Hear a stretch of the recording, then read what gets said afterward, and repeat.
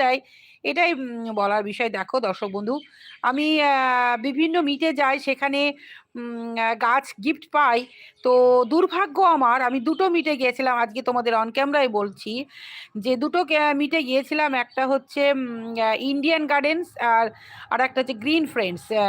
তো যারা গিফট করেছে তাদেরকে একটা কথাই বলবো, মানুষকে যদি কিছু দিতে হয় তাহলে মুক্ত মনে দান করো, অসৎ উপায়ে দান করো না। আজকে ইন্ডিয়ান গার্ডেন্সে থেকে যে গাছটা পেয়েছি সম্পূর্ণ ওটা একটা ফলস ছিল, এবং গ্রিন ফ্রেন্ডস থেকেও যেটা পেয়েছি একদম সম্পূর্ণ ফলস ছিল। যার উদ্দেশ্যে এই গাছ আমি গিফট পেয়েছি সে তো কিছু জানতেই পারলো না, সমর ভাই, সে কিচ্ছু জানতে পারলো না।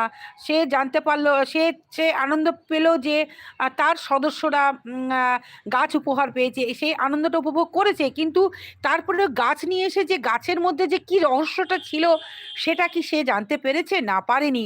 অবশ্যই আমি জানাবো, কারণ প্রহসন জিনিসটা একদম বাজে জিনিস। একটা কথাই বলবো, যে তুমি কিছু না দাও, কিন্তু তুমি যদি মুখে বলো যে আমি দেবো, অথচ সেই দেওয়ার মধ্যে যদি খুঁত থাকে, তাহলে সেই দেওয়াটা কিন্তু ঈশ্বরের কাছে তোমার পাপ কাজ হবে। হ্যাঁ, আমি জোর জোর গলায় বলবো যে গিফট দেওয়ার নামে যে প্রহসন চলছে বিভিন্ন নার্সারি ম্যানরা, খুব খুব খারাপ। মানে আমার মনে হয় নার্সারি ম্যানদের বেশিরভাগ